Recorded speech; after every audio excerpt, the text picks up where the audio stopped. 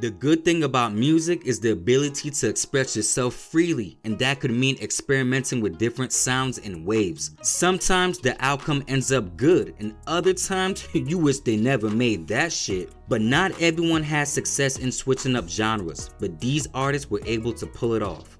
Flo Rida. He's one of the perfect examples of this, and his career has been even bigger than ever. When Flo Rida first hit the scene, he was straight up rap, and his image was a lot different as well. At the time, he was with Po' Boy Entertainment, so he was always rapping along artists like Rick Ross, DJ Khaled, Briscoe, and many more. He still sounded the same, except he was rapping more fast, but he still had the melodies in his flow. It wasn't until his hit song Low with T-Pain that changed everything for him. Cause at this time, T-Pain was on fire and was working with different genres of music, and his hooks were very catchy. T-Pain says he put very little effort into the song, and he knew Flo Rida as a gangster rapper at the time, but he says Flo was able to catch on to the concept of the song and ran with it. Basically, Flo Rida said fuck rap after the song went #1 and doubled down on his new sound, dropping songs like Welcome to My House, Wild Ones, Good Feeling, Club Can't Handle Me, and much more.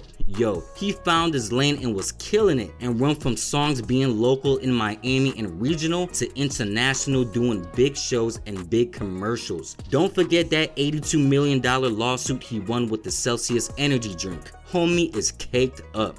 Pause. Super great song, I think. Came in at 91 and shot all the way up to #1.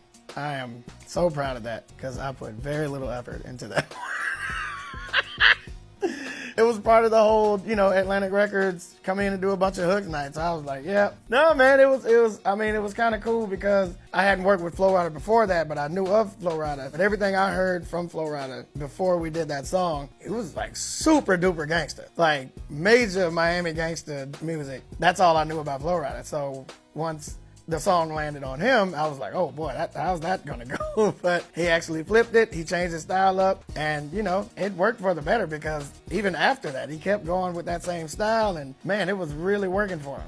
Jelly Roll. I first got introduced to him through Tech 9, and I've been hooked ever since. His style is very melodic, softer raps, and he sings a lot more now. But before all this, Jelly Roll was about the trap life. Yo, this dude was in the streets, thugging out with the homies, got the hair braided, man, he was with the shits. While serving 10 years in jail, he used to listen to country singer Craig Morgan, and his favorite song was called Almost Home. And Jelly Roll related to the song very much because it was a metaphor for him almost coming home from jail. When he came out, he wanted to change his life and direction, and with this Craig Morgan song that influenced him so much, he wanted to try to express himself in a singing manner, and he did that with the song Save Me, which quickly took off. And from this, he knew he was onto something, and plus the music was more positive than his rap career. And he has a bunch of dope songs too, like the Need a Favor song, which is a major song, Son of a Sinner, I Need You, I'm Not Okay. His songs dives into depression and mental health, which people can easily relate to, and since then he has never looked back and has been winning big since.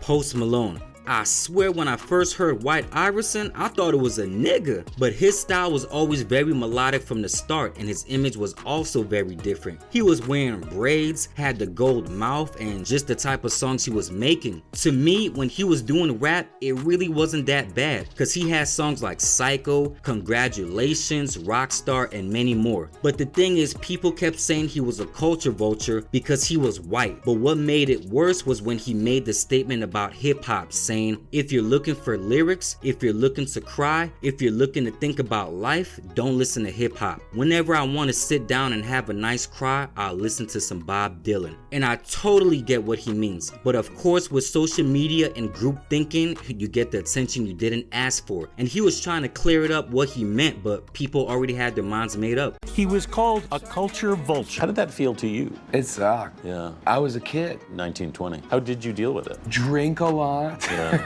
Did you take it personally? Because I imagine... Absolutely. It's hard not to. I'll say the changing point was around the time he did the Sunflower song with Swae Lee. That song was very light and bubbly and very commercial friendly, and that's why it was in a Spider-Man movie. That song is the first song to be certified double diamond, selling over 20 million units. Ever since then, he's been making more rock and country songs and has totally embraced the persona of it down to the image. Pitbull, damn it man, damn it man. Yo, most people don't even know that he was a rapper in his prior life, but because he's been doing this worldwide music for a while now with huge hits, that overlooks all that rap shit. It's almost like him and Flo Rida popped at the same time in the genre switch, cause Pitbull was making some hardcore Miami rap and was always adding his Cuban in it. From the image to the bars, he was Miami-Dade up, and it reflected in his music. Not to forget, Pitbull used to battle rap as well, so he was deep into it. His first breakout song was I Know You Want Me, which peaked at number 2 on Billboard, and from there, he would continue the trend of pop dance music. But the track that really blew him up was a song with Neo, Give Me Everything, which went number 1, and that was a big international smash, now becoming under the new persona, Mr. Worldwide. He has been making nothing but dance Latin pop songs along with switching up his identity and style, but he's been killing it since. Machine Gun Kelly. Now with him, he didn't completely switch genres, he's more hybrid and still doing rap and rock. People keep attempting to say Eminem ran him out of rap, but that's false because he actually beat Eminem with Rap Devil. Sorry, go argue with your mama on that. But his introduction to the rap game was wild, literally, because his first major song was Wild Boy featuring Waka Flocka. This song was a very rage-like screaming on some rager shit. So his style has always been different and always had different ranges, because he would continue to make these type of records, he would continue to make rap songs and just experimenting, so you could never really categorize him. But as he started learning to play instruments, he started doing more acoustic songs, which opened up a new lane for him, and the rock lane is bringing him much success and new life as an artist. So he's doing his thing and hasn't completely left the hip-hop genre. He's basically just doing it all and living in the moment. Pink. I had to add her in here quick, but she's one of the earlier examples from the 2000s, because when she first came in, she was straight R&B. There you go, looking pitiful, just because I let you go. Oh man, that song was hot, and her attitude matched the way she sang. She has a very good voice. She would go on to do songs like Most Girls, where she's dancing to R&B tunes, You Make Me Sick, among other songs. But slowly, her sound started to change as she started to get more comfortable in her skin. She didn't like the initial idea of her going R&B, which was the label's idea to market her, but she went along with it anyways. And after the first album, she decided she wanted to have more creative control for her music, and even threw shots at L.A. Reid, who was head of her label at the time. On the song Don't Let Me Get Me, she sings, L.A. told me you be a pop star, all you have to change is everything you are. And it was from there she never looked back at R&B and hip-hop music, and stayed in her pop rock lane where she felt most comfortable, and it worked. So the moral of the story, it doesn't matter where you start, it's how you finish, or wherever the music takes you. Can you imagine if these artists decided to stick to the genres they first started out with?